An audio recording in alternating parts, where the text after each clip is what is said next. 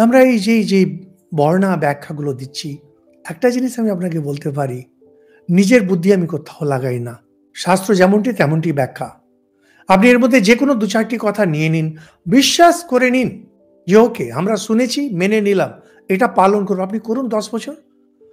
আমার এটা খুব ভালো লাগলো, একজন ভদ্রলোক আমার কাছে এসেছিলেন।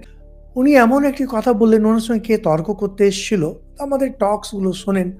তিনি খুব জোর দিয়ে বলছেন, "মশাই ৩ মাস আপনি পঞ্চ মহাযজ্ঞ পালন করুন, তারপরে এসে কথা বলবেন।"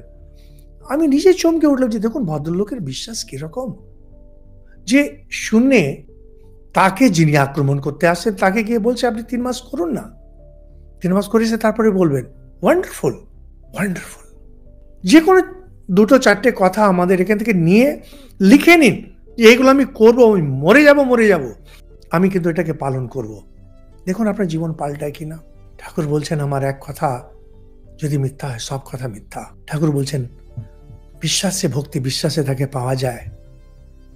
আপনি বিশ্বাস করে যদি আপনার জীবন পরিবর্তন না হয়, ঠাকুরের সব কথা মিথ্যা। ঠাকুরের সব কথা মিথ্যা হবে। করে দেখুন আপনি।